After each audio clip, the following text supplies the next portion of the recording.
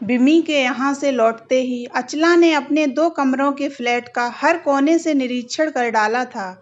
बिमी का फ्लैट भी तो इतना ही बड़ा है, पर कितना खूबसूरत और करीने का लगता है। छोटी सी डाइनिंग टेबल, बेडरूम में सजा हुआ सनमाइका का डबल बेड, खिड़कियों पर झूलते भारी पर्दे कितने अच्छे लगते हैं। उसे भी अपने घर में कुछ तब्दीली तो करनी ही होगी। फर्नीचर के नाम पर घर में पड़ी मामूली कुर्सियां और खाने के लिए बरामदे में रखी तिपाई को देखते हुए उसने निश्चय कर ही डाला था। चाहे अशोक कुछ भी कहे, पर घर की आवश्यक वस्तुएं वह खुद खरीदेगी। लेकिन कैसे? यहीं पर उसके सारे मंसूबे टूट जाते थे। तनख्वाह कट पिट कर मिली 1,000 रुपए, उसमें से 400 रुपए फ्लैट का किराया, दूध, राशन, सब कुछ। इतना नपा तुला कि 10-20 रुपए बचाना भी मुश्किल। क्या छोड़ें क्या जोड़ें? अचला का सिर भारी हो चला था। कॉलेज में गृह विज्ञान उसका प्रिय विषय था। गृह सज्जा में तो उसकी विशेष रुचि थी। तब कितनी कल्पनाएं थीं उसके मन में। जब अपना एक घर होगा तब वह उसे हर कोने से निखारेगी। पर अब उस दिन उसने सजावट के लिए 2 मूर्तियां लेनी चाही थीं, पर कीमत सुनते ही हैरान रह गई। 500 रुपए। अशोक धीमे से मुस्कुरा कर बोला था, चलो आगे बढ़ते हैं। यह तो महानगर है, यहाँ पानी के गिलास पर भी पैसे खर्च होते हैं, समझी? उसे याद है शादी से पहले यह सुनकर कि पति एक बड़ी फर्म में है, 1,000 रुपए तनख्वाह है, फ्लैट बढ़िया है, सब कुछ मन को कितना गुदगुदा गया था। महानगर की वैभवशाली जिंदगी के स्वप्न आंखों में झिलमिला गए थे। तू बड़ी भाग्यवान है अचला, सहेलियों ने छेड़ा था और वह मधुर कल्पनाओं में डूबती चली गई थी। शादी में जो कुछ भारी सामान मिला था, उसे अशोक ने जिद करके अचला के घर पर ही रखवा दिया था। उसने बड़े शालीन भाव से कहा था, इतना सब कहाँ ढोते रहेंगे, यहीं रहने दो, अंजू के विवाह में काम आ जाएगा। माँ कहाँ तक खरीदेंगी, यही मदद सही। दामाद की ऐसी बातें सुनकर सास की आंखें नम हो आई थीं। अचला को भी यही ठीक लगा था। उसने सोचा वहाँ उसे कमी ही क्या है, सब नए सिरे से खरीद लेगी। पर पति के घर आने के बाद उसके कोमल स्वप्न यथार्थ के कठोर धरातल से टकरा कर बिखरने लगे थे। अशोक की व्यस्त दिनचर्या थी। सुबह 8 बजे निकलता तो शाम को 7 बजे ही घर लौटता। 2 कमरों में इधर उधर चहलकदमी करते हुए अचला को पूरा दिन बिताना पड़ता था। उस पूरे दिन में वह अनेक नई नई कल्पनाओं में डूबी रहती, इच्छाएं उमड़ पड़ती। इस मामूली चारपाई के बदले यहाँ आधुनिक डिजाइन का डबल बेड हो, डनलप का गद्दा हो, ड्राइंग रूम में एक छोटा सा दीवान जिस पर मखमली कुशन हो। रसोई घर के लिए गैस का चूल्हा तो अति आवश्यक है, स्टोव कितना असुविधाजनक है। फिर वह बजट भी जोड़ने लगती थी। कम से कम 5,000 तो चाहिए ही इन सब के लिए। कहाँ से आएंगे इतने पैसे? अपनी इन इच्छाओं की पूर्ति के लिए उसने मन ही मन बहुत कुछ सोचा। फिर एक दिन अशोक से बोली, सुनो, दिन भर घर पर बैठी बैठी बोर होती रहती हूँ, कहीं नौकरी कर लूँ तो कैसा रहे। 2-4 महीने में ही हम अपना फ्लैट सारी सुख सुविधाओं से सज्जित भी कर लेंगे। पर अशोक उसी प्रकार अविचलित भाव से अखबार पर नजर गड़ाए रहा, बोला कुछ नहीं। तुमने सुना नहीं क्या? मैं क्या दीवार से बोल रही हूँ? अचला का स्वर तिक्त हो गया था। सब सुन लिया, पर क्या नौकरी मिलनी इतनी आसान है? 300-400 रुपए की मिल भी गई तो 100 से 50 रुपए तो आने जाने में ही खर्च हो जाएंगे। फिर जब पस्त होकर शाम को घर लौटोगी तो यह ताजे फूल सा खिला चेहरा 4 दिन में ही मुरझाया नजर आने लगेगा। अशोक ने अखबार हटाकर एक भाषण झाड़ डाला। सुनकर अचला का चेहरा बुझ गया। वह चुपचाप सब्जी काटती रही। अशोक ने ही उसे मनाने के ख्याल से फिर कहा, फिर ऐसी जरूरत भी क्या है तुम्हें नौकरी की? छोटी सी हमारी गृहस्थी, उसके लिए जी तोड़ मेहनत करने को मैं तो हूँ ही। फिर कम से कम कुछ दिन तो सुख चैन से रहो। अभी इतना तो सुकून है मुझे कि 8-10 घंटे की मशक्कत के बाद घर लौटता हूँ तो तुम सजी सवरी इंतजार करती हुई मिलती हो। तुम्हें देखकर सारी थकान मिट जाती है। क्या इतनी खुशी भी तुम अब छीन लेना चाहती हो? अशोक ने धीरे से अचला का हाथ थामकर आगे फिर कहा, बोलो, क्या झूठ कहा मैंने? तब अचला को लगा कि उसके मन में कुछ पिघलने लगा है। वह अपना सिर अशोक के कंधों पर रखकर मधुर स्वर में बोली, पर तुम यह क्यों नहीं सोचते कि मैं दिन भर कितनी बोर हो जाती हूँ? 6 दिन तुम अपने काम में व्यस्त रहते हो। रविवार को कह देते हो कि आज तो आराम का दिन है। मेरा क्या जी नहीं होता कहीं घूमने फिरने का? अच्छा, तो वादा रहा, इस बार तुम्हें इतना घुमाऊंगा कि तुम घूम घूम कर थक जाओ। बस अब तो खुश? अचला हंस पड़ी। उसके कदम तेजी से रसोई घर की तरफ मुड़ गए। बातचीत में वह भूल गई थी कि स्टोव पर उसने दूध रखा है। ठीक है, न सही नौकरी। जब अशोक को बोनस के रुपए मिलेंगे तब वह एक ही झोंके में सब खरीद लेगी। यह सोचकर उसने अपने मन को समझा लिया था। तभी अशोक ने उसे आश्चर्य में डालते हुए कहा, जानती हो, इस बार हम शादी की पहली वर्षगांठ कहाँ मनाएंगे? कहाँ? उसने जिज्ञासा प्रकट की। मसूरी में, जवाब देते हुए अशोक ने कहा, क्या सच कह रहे हो? अचला ने कौतूहल भरे स्वर में पूछा, और क्या झूठ कह रहा हूँ?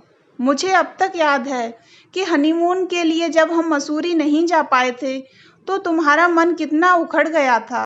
यद्यपि तुमने मुंह से कुछ कहा नहीं था तो भी मैंने समझ लिया था।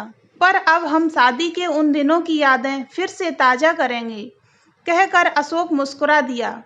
अचला नई नवेली वधू की तरह लाज की लालिमा में डूब गई। पर खर्चा?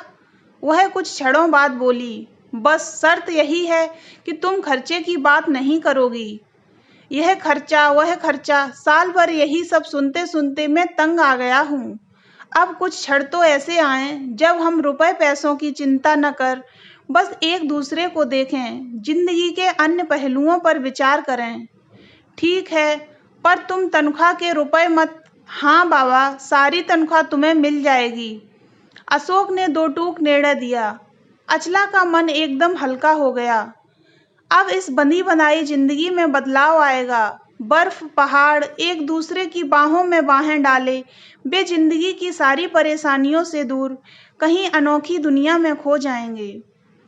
स्वप्न फिर सजने लगे थे। रेलगाड़ी का रिजर्वेशन अशोक ने पहले से ही करा लिया था। सफर सुखद रहा। अचला को लगा जैसे शादी अभी अभी हुई है। पहली बार वे लोग हनीमून के लिए जा रहे थे। रास्ते के मनोरम दृश्य, ऊंचे पहाड़, झरने, सब कुछ कितना रोमांचक था। उन्होंने देहरादून से टैक्सी ले ली थी। होटल में कमरा पहले से ही बुक था, इसलिए उन्हें मालूम ही नहीं हुआ कि वे इतना लंबा सफर तय करके आए हैं। कमरे में पहुंचते ही अचला ने खिड़की के शीशों से झांका। घाटी में सिमटा शहर, नीली श्वेत पहाड़ियां, घने वृक्ष बड़े सुहावने दिख रहे थे। तब तक वेटर चाय की ट्रे रख गया। खाना खा लो, फिर घूमने चलेंगे, अशोक ने कहा और चाय खत्म करके वह भी उस पहाड़ी सौंदर्य को मुग्ध दृष्टि से देखने लगा। खाना भी कितना स्वादिष्ट था। अचला हर व्यंजन की जी खोलकर तारीफ करती रही। फिर वे दोनों ऊंची ऊंची पहाड़ियां चढ़ते, हंसी ठिठोली के बीच एक दूसरे का हाथ थामे आगे बढ़ते, कल कल करते झरने और सुखद रमणीय दृश्य देखते हुए काफी दूर चले गए।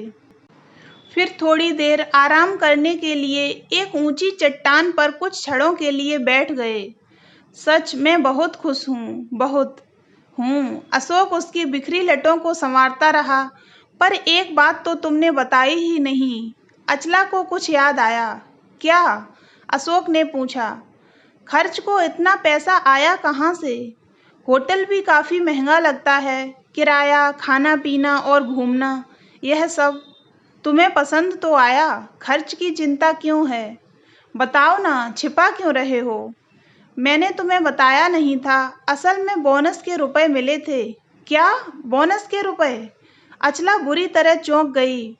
पर तुम तो कह रहे थे। कहते कहते उसका स्वर लड़खड़ा गया। हाँ, 2 महीने पहले ही मिल गए थे। पर तुम इतना क्यों सोच रही हो? आराम से घूमो फिरो। बोनस के रुपए तो होते ही इसलिए हैं। अचला चुप थी। उसके कदम तो अशोक के साथ चल रहे थे, पर मन कहीं दूर, बहुत दूर उड़ गया था। उसकी आंखों में घूम रहा था वही 2 कमरों का फ्लैट, उसमें पड़ी साधारण सी कुर्सियां, मामूली फर्नीचर। कितना सोचा था उसने, बोनस के रुपए आएंगे तो वह घर की साज सज्जा का सब सामान खरीदेगी। 2-2.5 हजार में तो आसानी से पूरा घर सज्जित हो सकता था। पर अशोक ने सब यूं ही उड़ा डाला। उसे खींच आने लगी अशोक पर। अशोक ने कई बार टोका, क्या सोच रही हो? यह देखो, बर्फ से ढकी पहाड़ियां, यही तो यहाँ की खासियत है। जानती हो, इसीलिए मसूरी को पहाड़ों की रानी कहा जाता है। पर अचला कुछ भी नहीं सुन पा रही थी। वह विचारों में डूबी थी। अशोक ने उसके साथ यह धोखा क्यों किया? यदि वहीं कह देता कि बोनस के रुपयों से घूमने जा रहे हैं, तो वह वहीं मना कर देती। उसका मन उखड़ता जा रहा था। रात को भी वही खाना था, दिन में जिसकी उसने जी खोल कर तारीफ की थी, पर अब सब एकदम बेस्वाद लग रहा था। वह सोचने लगी, बेमतलब कितना खर्च कर दिया। 100 रुपये रोज का कमरा, 40 रुपये में एक समय का खाना। इससे अच्छा तो वह घर पर ही बना लेती है। इसमें है क्या, ढंग के मसाले तक तो सब्जी में पड़े नहीं हैं। उसे अब हर चीज में नुक्स नजर आने लगा था। देखो, अब खर्च तो हो ही गया, क्यों इतना सोचती हो? रुपए और कमा लेंगे। अब जब घूमने निकले हैं तो उसका पूरा आनंद लो। रात देर तक अशोक उसे मनाता रहा था, पर वह मुंह लटकाए रही। मन उखड़ गया था उसका। उसका बस चलता तो उसी क्षण उड़कर वापस चली जाती। क्षण भर में ही सारा माहौल बदल गया। सुबह भी अशोक ने उसे मनाने की कोशिश करते हुए कहा, चलो घूम आएं, तुम्हारी तबीयत बहल जाएगी। कह दिया ना, मुझे अब यहाँ नहीं रहना है। तुम जो भी रुपए वापस मिल सकें ले लो और चलो। क्या बेवकूफ़ों की तरह बातें कर रही हो? कमरा पहले से ही बुक हो गया है, किराया पहले ही दिया जा चुका है। अब बहुत किफ़ायत होगी भी तो खाने पीने की होगी। क्यों सारा मूड चौपट करने पर तुली हो तुम?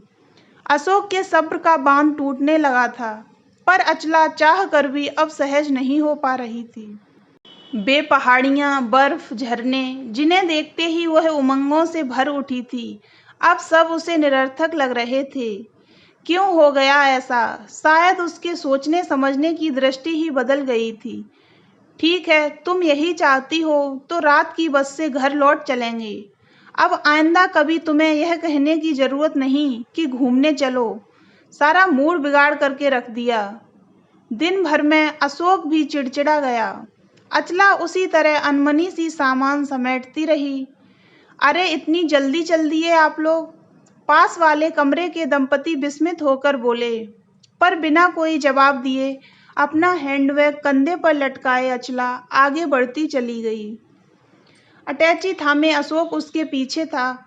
बस तैयार खड़ी थी। अटैची सीट पर रख अशोक धम से बैठ गया। देहरादून पहुंचकर वे दूसरी बस में बैठ गए। अशोक को काफी देर से ख्याल आया कि गुस्से में उसने शाम का खाना भी नहीं खाया था। उसने घड़ी देखी, 1 बज रहा था। नींद में आंखें जल रही थीं, पर सोने की इच्छा नहीं थी। आते समय कितना चाव था, पर अब पूरी रात क्षण भर के लिए भी वे सो नहीं पाए थे। दोनों ही सब कुछ भूलकर अपने अपने ख्यालों में गमगीन थे। इस तरह वे परस्पर कटे कटे से घर पहुंचे। सुबह अशोक का उतरा हुआ पीला चेहरा देखकर अचला सहम गई थी। शायद वह बहुत गुस्से में था। उसे अब अपने किए पर कुछ ग्लानि अनुभव हुई। उस समय तो गुस्से में उसकी सोचने समझने की शक्ति ही लुप्त हो गई थी, पर अब लग रहा था कि जो कुछ हुआ ठीक नहीं हुआ। कम से कम अशोक का ही ख्याल रखकर उसे सहज हो जाना चाहिए था। कितने उत्साह से उसने घूमने का प्रोग्राम बनाया था। कमरे में घुसते ही थकान ने शरीर को तोड़ डाला था। कुर्सी पर धम से गिरकर वह कुछ भूल गई थी। कुछ देर बाद ही ख्याल आया कि अशोक ने रात भर से बात नहीं की है। कहीं बिना कुछ खाए ऑफिस न चला गया हो। फिर उठी ही थी कि देखा अशोक चाय बना लाया है। उठो, चाय पियोगी तो थकान दूर हो जाएगी। कहते हुए अशोक ने धीरे से उसको उठाया।